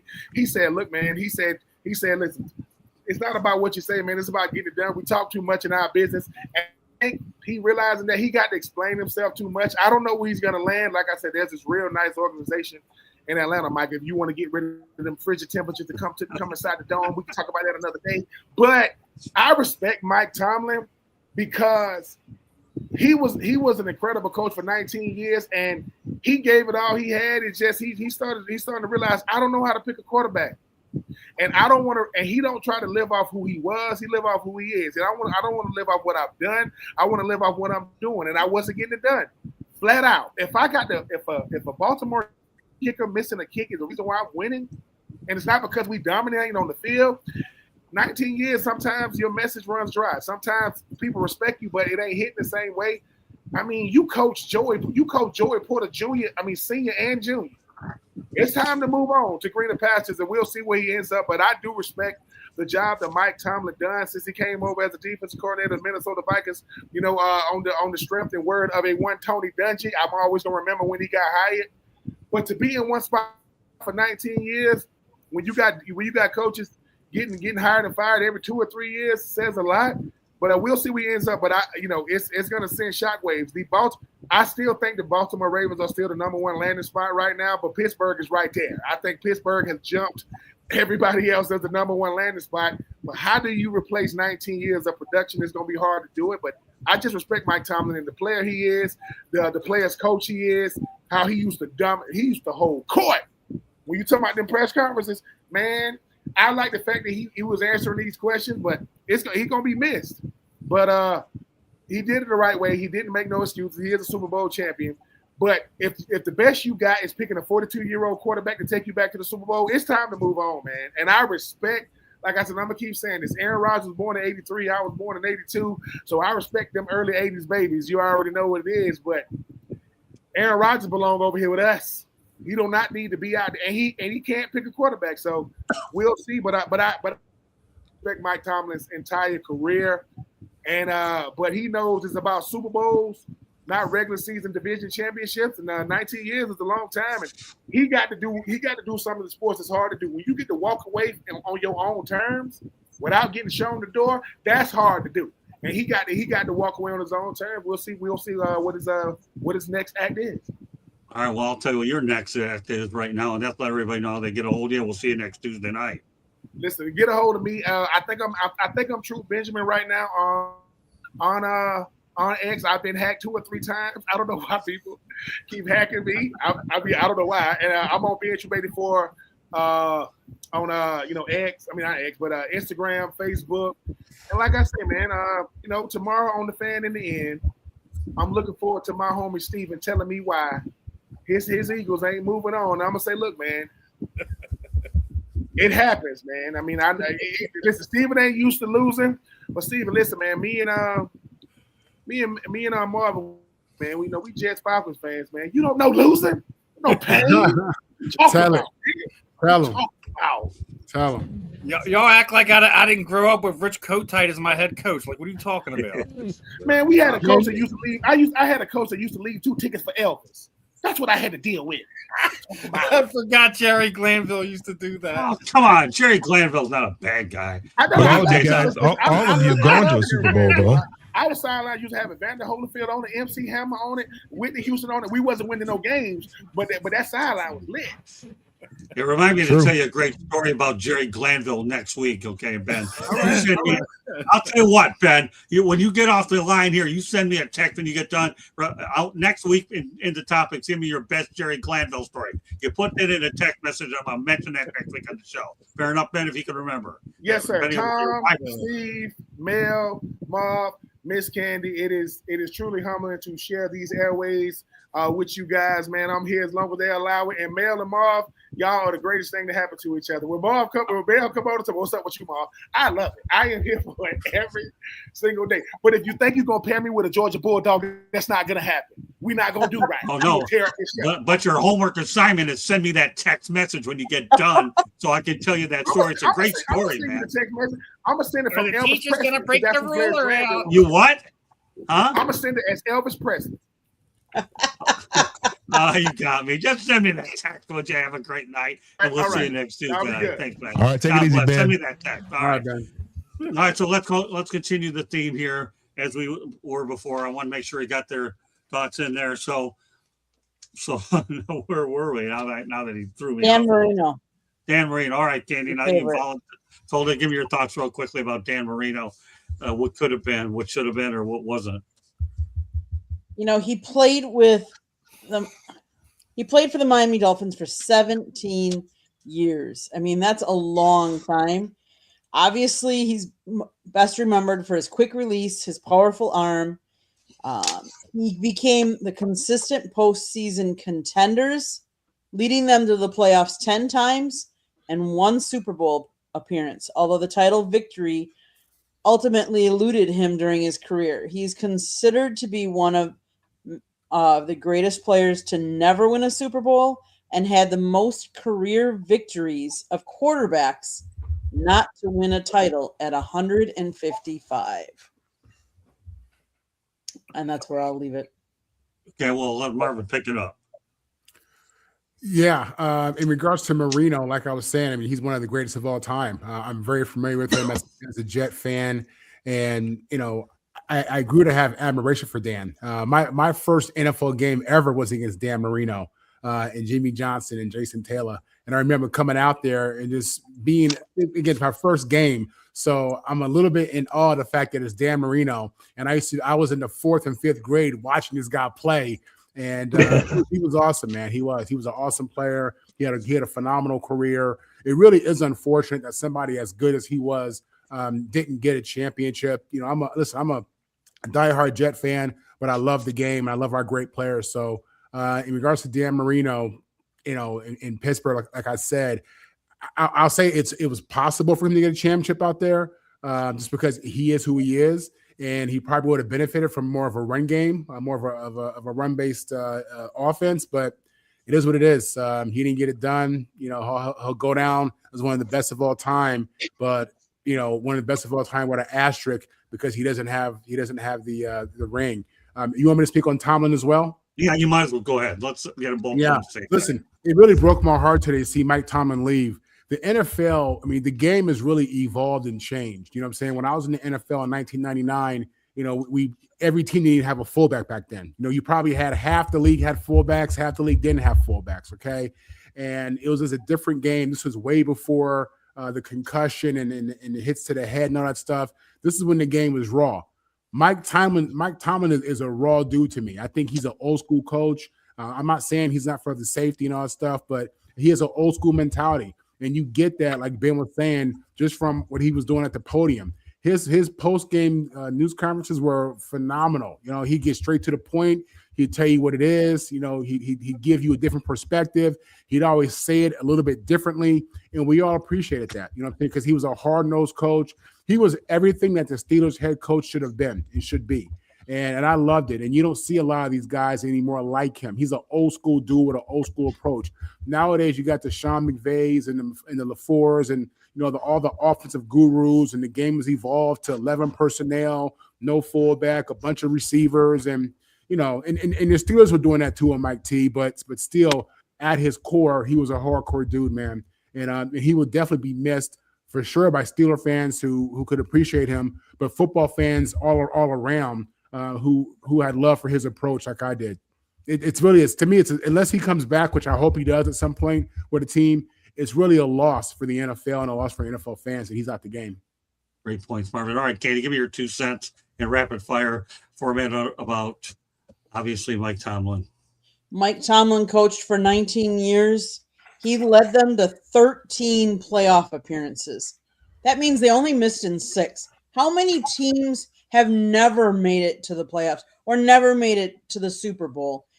In today's day and age, everybody wants the Super Bowl or bust. And if you don't get that far, then you're gone. Mike Tomlin had a great career. I hope it's not over. But again, the times have changed so much. And what I would encourage anybody to do, if you've listened to what Aaron Rodgers said at the end of his press conference about Tomlin and LaFleur and how things have changed, I would highly encourage you to go out and seek that. Hey, Mel, both topics. Yeah, I mean, Dan Marino, I mean, if I was 7'2" and was starting center for the Lakers, my life would be different too. I might have won a couple championships. I mean, we can all do if I wish and all this kind of stuff. But the fact of the matter is, he went to the Super Bowl his rookie year, I believe it was, and he thought it was easy. He thought it was going to be easy. And Marvin knows, man, it's hard to win football games in the NFL. A lot of things have to go right, man. in order for you to win a lot of football games in the NFL and then, win games in the tournament. And it was just unfortunate for him that he never got an opportunity to get back to the Super Bowl. With Mike Tomlin, you have to trust that Pittsburgh is probably going to hire the right guy based on their previous hires. With Chuck Noll and then Bill Cowher and then Mike Tomlin, all of them have been there for a very long time. It's going to be difficult to watch Pittsburgh, and I've never been a Pittsburgh Steelers fan. When you're growing up in the 70s, you were either a Steelers fan or you're a Cowboys fan. So I was always a Cowboys fan. I like Tony Dorsett. Never liked the Steelers, but became a fan of the Steelers because of Mike Tomlin. It's going to be different, obviously. For the past almost 20 years, we've watched Mike Tomlin grace that sideline and do it with such class and dignity and strength that we haven't seen. And to see him somewhere else, or even if he's in television, which he would do a great job in television, he'd come in here and take Marvin's place anytime. He's going to land on his feet somewhere and do a very, very good job. I'd like to see him go back in coaching, but he's going to take the right job. I don't know what job is the right job right now. He only knows that, but I think he would look good down there in Miami. I think he would look good with the Raiders, but the Raiders is kind of a cluster. But I think he would look good in that silver and black, and I think he would look good down there in Miami as well. But it's difficult to see him go. But to get 19 years in this profession when some guys don't even make it a full year, that's saying a lot about the type of man that he is and the type of coach that he is and the type of leader of men that he is. I mean, Mike Tomlin is a man's man without question. Tommy? Yeah, one of the things to remember about Marino and John Elway is they came out in that same draft. Elway was the first pick, and Marino was one of the last picks for reasons that Marvin already mentioned. There were drug rumors about him that were unfounded. But Marino stepped in right away and was a star. Elway struggled for a couple of years, maybe even 3. I remember one game against the Chargers when he lined up behind the guard, and the center had to tell him to move over. So Elway took a little while to adjust. I would have to. I don't have a problem with Marino saying that, and I speak for a little bit from experience because I remember in '94 the Steelers were the number 1 seed, home field advantage. And the Chargers went to Pittsburgh, and they beat the Steelers, and that's the only time the Chargers ever went to the Super Bowl. Neil O'Donnell was the Steelers quarterback. Right. And it was like the final score is 17-13, and the Steelers had like a 4th and goal from the 5, and Neil O'Donnell's pass got knocked down. Maybe Marino completes that pass. Maybe they score more than 13 points, 20 points, whatever. But the thing is, the Chargers went to the Super Bowl and they got blitzed by the 49ers. So Marino probably would have lost again to the 49ers. He lost to Montana the first time, and then he would have lost to Steve Young the second time. But I don't have a problem with Marino saying that because I think it's very possible. The Steelers didn't really have a good quarterback for a few years there until they drafted Roethlisberger. Right. As for Tomlin, I'm kind of glad in a way that he decided to step away because the Steeler fans don't deserve him, and the Steeler roster didn't deserve him. He got the most out of that team. I won't be surprised if they're a losing team next year. They have a losing record, and then the Steelers fans can chomp on that. Yeah. And maybe the Steelers won't be the franchise they've been with 3 coaches for 56 years. They might be flipping coaches with losing seasons in the near future here. Yeah, before I turn over to Steven, you know what? I'll make my comments short as I'm capable of. I already said what I said about Marino, so I don't have nothing more to say about that idiot anyways.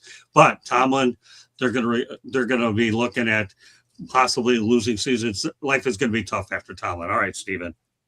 Well, I think it's an absolutely redundant hypothetical, but I'm going to play your game anyways. In the 80s, there's no way in this good green earth that he would have been able to take that Steelers franchise to do anything. Right. Now, however, as Tom was already mentioned, they had a couple opportunities there in the back end of the 90s.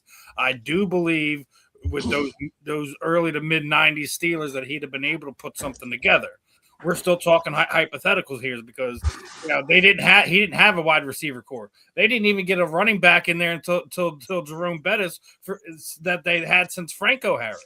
Right. The defense wasn't what it was. You had Asian guys. I think the only guy that is worth mentioning was Rod Woodson at the time. So like it was almost till the '90s. So he would have had a similar run to what John Elway did, where he had some playoff appearances without the Super Bowl appearance, and then finally gets over the hump towards the back end of the career. That's the only way that would have ever happened.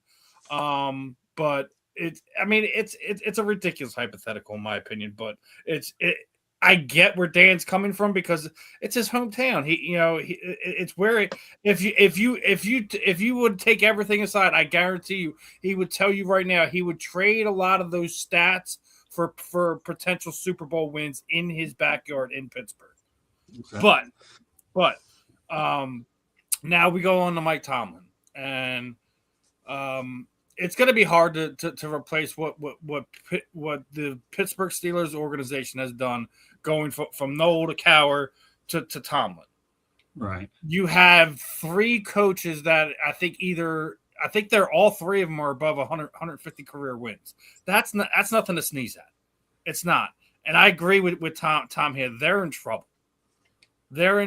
I mean, Tomlin may have had lost his last 7 playoff games, but I also think that they have not given him the necessary tools and going out and I mean, granted they went out and got DK Metcalf last year. I think it was the most ridiculous trade they didn't get ever made because I think they let Pickens go, who you think maybe was a culture thing or whatever. He looked pretty good in Dallas this year. DK Metcalf, he doesn't even look like the player he was in the first 2 seasons. Now, we all know he had other things going on towards the end of the season, with all that happened. But I agree with Tom. I think they're going to be a bottom dweller, and we're going to see if they do not make the right hire, they probably will go through multiple coaches over the next 5 years. Mike Tomlin will not coach next year because the way he left, Pittsburgh still owns his right. So technically, if somebody wants them, they're going to have to offer them up picks or something to that effect to trade for Tomlin. I do think he's going to be an analyst for 1 year, and then in the next year's coaching cycle, that's where we'll see Tomlin come back. So you don't know what's going to happen. You have to see what plays out, who are going to be the prominent locations next season. But who knows? Who knows, Marvin? Maybe he'll be a Jet after your former player coach there is has another subpar season. You maybe you just get the quarterback, but nothing else is working right. They send Aaron Glenn packing, and then Mike Tomlin comes in and shows the organization and the front office what real culture looks like. I hope, Steve, from your mouth to God's ears, brother. I mean that. I'm serious. We need that so bad. I think that's probably the logical thing that'll happen. If you look because they're not going to fire him. If they were going to fire Glenn, they would have already fired him, right? Yeah. So you're probably gonna hang on to him. I guarantee you, he's gonna have a 2-year run. He will be fired this time next season, and I wouldn't be surprised if Mike Tomlin is at the top of that list to potentially fill the New York Jets coaching vacancy. It's just how I feel about it, just because I know you guys got some picks coming back to you from trades and whatnot. You do. So you're gonna have to get it right. Like I said, listen, that's what we need.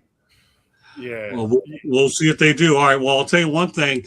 Let's talk about wild cards and teams in their history, because the 7 wild card teams who have won the Super Bowl include the 2020 Buccaneers, the 2010 Packers, 2007 Giants, the 2005 Steelers, 2000 Ravens, 1997 Broncos, 1980 Raiders. We'll make this a rapid fire question, and I mean rapid fire. Marvin, you see which wild card team you think that's left in the tournament emerges as a possible Super Bowl winner? Buffalo Bills. Okay. Yeah. Candy? The same, Buffalo. Mel? Buffalo. Tommy, Buffalo. Steven? I've already said it. It's my Super Bowl pick: the 49ers and the Buffalo Bills. Well, all right, so you put two of them in there. Okay, which one? Never mind. I'll say the Buffalo Bills. Next topic. Okay, Todd Bowles on returning. Let's talk about Todd Bowles for a moment. On returning his job, he said, I've earned the chance. I've won 3 straight division titles, so that says a lot as far as I'm concerned. All right, we know he's made some wholesale changes. So let's go over this, Marvin. I know we've talked about it before. All right, Todd Bowles is under fire because of staff changes. He's got he's got one more shot. Do you think he lasts beyond this year if he struggles? If he struggles, probably not, considering, the moves that he was forced to make by ownership. The reality is this, though. He has a quarterback. I believe in Baker. I think Baker, when healthy, when his weapons are healthy, I think he's a difference maker. I think Baker's a hell of a player. And if they can stay healthy, especially on offense, then I don't think that Todd Bowles will have any issues keeping his job next year. Candy? Yeah, I think Tampa Bay has to do well next year. If they don't do well, he's gone. You better make some great hires because now he only has himself to blame. You can't scapegoat the rest of the coaching staff. Todd, you're in trouble. You better get the hires right. Okay, Mel?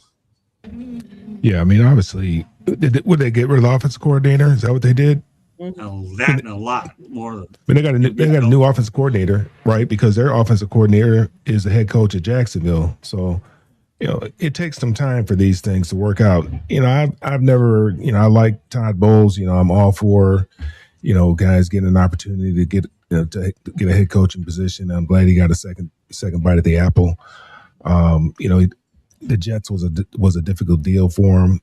I don't know how good of a head coach he is. I'm just put it out there like that. I don't know how good of a head coach he is. He might be just a much better offensive coordinator than he is a head coach. So, yeah, I think he is on the hot seat. I think his seat is very warm. Tommy? I think it says a lot about Tampa Bay that they trusted him to give him another year. He was the defensive coordinator when they won a Super Bowl. Bruce Arians wanted him to be the head coach. Right. Maybe he still has to prove himself, but Tampa Bay is they have a certain amount of trust in him, and they're standing by him. And he certainly deserved to come back. They had a lot of injuries too, didn't they? I mean, it was they started out fast, and then I think a lot of injuries contributed to their going downhill. But he definitely deserved another year. Steven? Hot seat is definitely simmering down there in Tampa Bay. I mean, multiple years losing coordinators.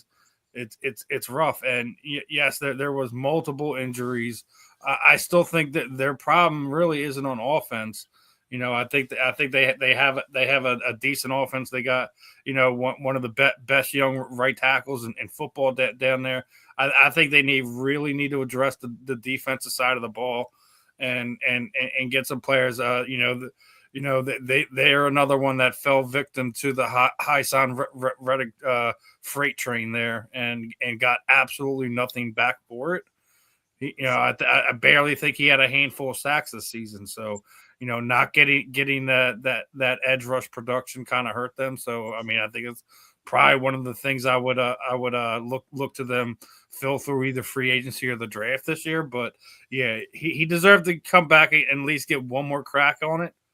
But they need help on defense. They need to stay healthy on offense, and they need to continue to get in the playoffs. Having the division stolen from you the back half of the year when they were basically on top of it, and just having heartbreak after heartbreak, and then having the Carolina Panthers steal the division out from underneath them the last game of the season, where it was out of their control. They won their last game, so. Yeah, he has to get it right or he's done. Okay, let's continue on. In Indiana's Rose Bowl win over Alabama drew 23.9 million viewers. It's the most watched game of the 12-team college football era. Some quick thoughts about that one, Marvin. Man, Indiana is a historic team right now. I think they're going to finish the job.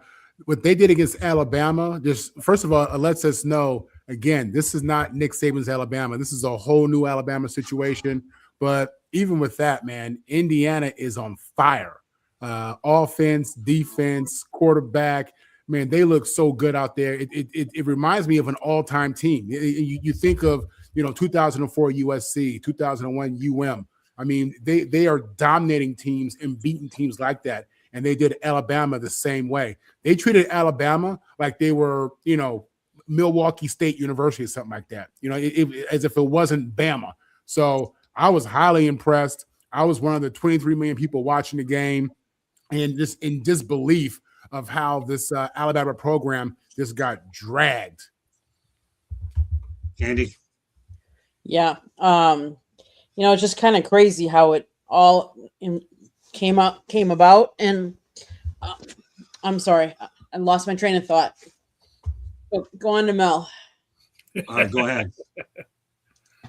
So the question was about Indiana. And, Well, I'm just talking about the Rose Bowl. That's all. I mean, all it did was the Rose Bowl. record 23.9 million viewers. Pretty good stuff, isn't it?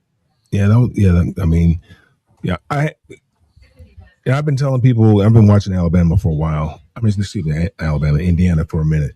And they're the best football team in the country without question. And what they did to Alabama, like Marvin said, made them look like they were just, they weren't Alabama. This is not the Alabama that we've been accustomed to for the last number of years with Nick Saban being there. The other team in red and white looks more like the Alabama that looks more like a team like Alabama that we're accustomed to. And it's a great story too. It's a great story. A program that has never done anything in their existence since they've been around, and doing the things that they're doing right now. It's great for college football. It's good for college football. Marvin, don't you dare say a word. Don't you dare. I see it in you. Don't just keep your mouth shut. There you go. All right, Marvin. Hey, listen, 23.9 million watched this game. It shows you that it looks like Indiana sold this one well, and the Rose Bowl is better off because of it. All right, Candy, did you regain your train of thought real quick? I did. I mean, Indiana just they were firing on all cylinders. There wasn't one phase of the game that they didn't look good in. And on the stage that so many people could watch, Indiana is no longer just a basketball school, and they're proving it to everybody. Kirk Cinetti has got them firing on all cylinders, and Miami better watch out. So, Tommy, how do you like those numbers for the Rose Bowl featuring Indiana? Well, the Rose Bowl has historically been the most watched game of the season in college football. It's always been that way. And but what's upside down about the way college football is played now is Indiana had to win the Rose Bowl to get into the Peach Bowl. That's backwards. That's funny. Yeah, The Rose Bowl should be the national championship game. And I like that. Historically, it's been the most watched game. And that's why the Big Ten and the Pac-8 had that exclusive contract. It's why African Americans adopted Michigan State as their team when they saw the Spartans in the 54 and 56 Rose Bowl with multiple black stars, all American players, when every other team was virtually all white. So, and that was because the Rose Bowl was one game that everybody watched. Marvin, how many of those did you play in? Rose Bowls? Yes, sir. I played in one, and I won one. More importantly, Candy, we got to make sure we read these comments from Eddie. Eddie has some good stuff up there, man. Go ahead. Real quick. And I got two topics I want to get to, including the Michigan State one. Candy, don't read those comments. Yeah, this is killing them. All right, go ahead, Steven. I have two more topics. I could care less about the numbers. You can go talk to the NCAA executives about the numbers. It's absolutely meaningless. What football fans actually care about is what's going on in the game. And I totally agree with Tom. They got it backwards. The Rose Bowl should be the NCAA playoff championship game. It has been for the longest time. It's why it's one of the most watched events that we have in college football. Stop playing around. It's the granddaddy of them all. Exactly. Let's switch that around and make that happen. You all want to change all this stuff around, right?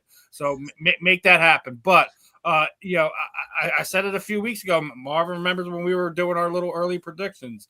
I had Indiana. I had Miami. I got my wish for the championship game. Indiana needs to win this. I love the Miami Hurricanes. Indiana's the story of NCAA football this year. I want to see them get that national championship. We'll see if that comes to fruition on the 19th. But it's we're getting down to the end of it here, and I think the college football tournament paid off this year. May have not gotten all the teams we wanted to in, or all the popular teams got their chances in, but I think when you look at it as a whole, I think it was a winning formula this year. Okay, well, let's talk about one of the other participants. The Miami Hurricanes are one of two programs to make both a Final Four and college football playoffs and a Final Four recently. This is a rapid fire one. Marv, what are your thoughts about the Hurricanes' overall athletic program getting to two Final Fours in a short period of time? Yeah, I mean, listen, UM is I guess at this point you could say that the U is almost back, but they've had great teams without question. They recruit out of the great state of Florida, which has a ton of NFL talent and just this great talent as a whole across all the sports.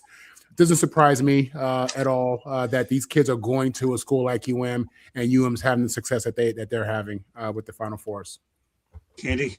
I think part of their success not only is the coaching, but it's also a testament to the players that are coming back and supporting the program as well. Because I think that speaks volumes to these young kids seeing the Michael Irvin on the field and some of the other NFL previous players for the U.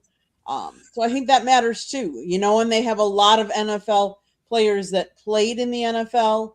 That matters as well. Well, what about the basketball team, Candy? By the way, before you get to that, legendary NBA player Rick Barry played for the Miami Hurricanes back in the day. How do you like that? So go ahead, Candy. Of course. I mean, it's a testament that Miami is good in multiple sports. You don't see that in a lot of the other colleges that have good programs. But, I haven't seen a lot of Miami basketball. I've seen more of the football side of things. Well, I haven't seen much of them either. All I just know is the two Final Fours in a few years' time for basketball and football is impressive, let alone that they have a great baseball program. All right, Mel, one more topic after this. I guess that's impressive. I mean, I think other schools have done it right, but maybe not in the last few years. But I mean, that's nice. I mean, it's nice to hang on your resume, I guess. But we're gonna see what happens here on the 19th and see if they can finish the deal. Well, it's foreign territory for the Miami Hurricanes having both of them. It's usually football. All right, Tommy. I kind of expect Indiana to do to Miami what they already did to Alabama and Oregon. Miami could have easily lost that game to Mississippi. They had those stupid penalties that allowed Mississippi to get in position to score.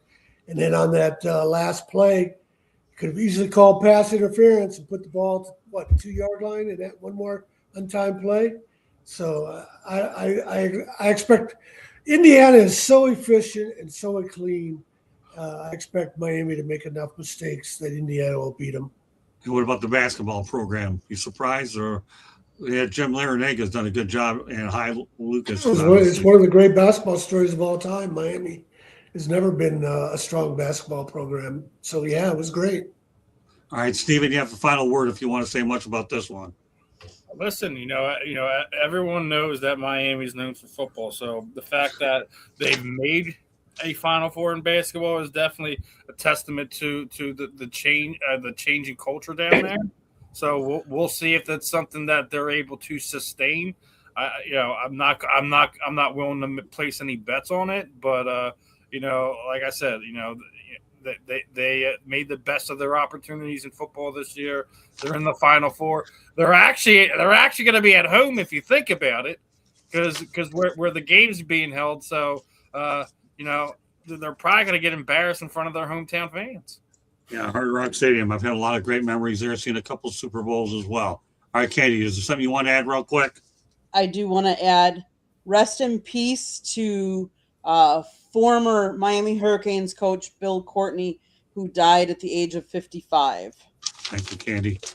All right, last topic of the night, especially made for Tom Shanahan, the most recent writer, South Florida Tribune. Portal commit Michigan State has landed UConn transfer running back Cam Edwards. Edwards is one of the most productive backs in portal, 1,240 yards, 15 touchdowns in 2025. He has over 2,000 career rushing yards. And when we saw him against FAU, he had 101 yards, 16 carries, and 2 touchdowns on November 22nd. Tommy, what are your thoughts about Cam Edwards taking his wares up to East Lansing and joining Mr. Fitzgerald?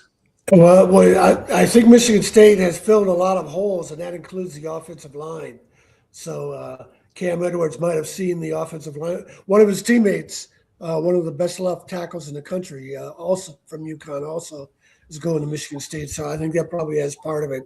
Real happy with the way Pat Fitzgerald has hit the ground running, not only finding guys in the transfer portal, but filling needs. They lost their coach too, right? UConn, right. Right. Perfect time for a Shanahan report. Go ahead and spit it out there, Tommy. Yeah, I recycled on one of my old stories about Martin Luther King speaking at Michigan State in 1965, since Monday is Martin Luther King Day. Put that up on my homepage, on the front page.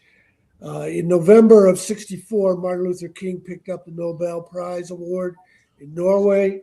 In February, he spoke at Michigan State.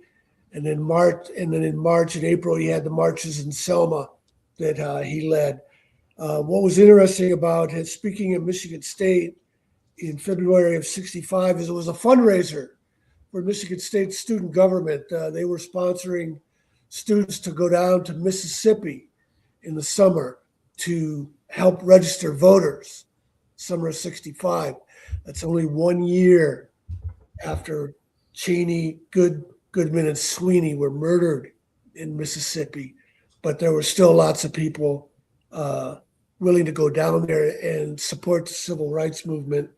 And one of the things Martin Luther King said at Michigan State, and he said it in other speeches, and there's a 2-minute clip that you can listen to, you can click on. He talked about how people, were frustrated by all the protests, and they wanted everything to just calm down and be more patient. And Martin Luther King said, we've been waiting 100 years since the Civil War. He said, time is neutral. The time is always right to do right. And he said, it's at some point, it's not only just the bad people who bombed churches in Alabama and the South who had to repent, but the appalling silence of good people who did nothing while all this was going on. Black people were being lynched, having their homes and churches bombed. And one of those silent people was Bear Bryant, one of the most powerful voices in the South. He had the law of the land on his side when Alabama's campus was desegregated in 1963. He didn't recruit a black player until 1970. And Alabama was the 7th of 10 SEC schools to do so. Schools with coaches with less job security than Bear Bryant stuck their neck outs long before him. Okay, let's continue. Tom Shanahan dot report. Shanny 4055 is my and he writes for us when he gets a chance, and glad to have him on as a writer as well as a fixture here on Inside the Pigskin. All right, around the horn, Marvin, let everybody know how they can get a hold of you. You can get a hold of me, social media, Marvin Powell III, Marvin on the mic. You can catch me with the South Florida Tribune Tuesday evenings, Wednesday mornings, twice, Wednesday evenings, Saturday mornings with Scott and this guy, Mel Farr Jr.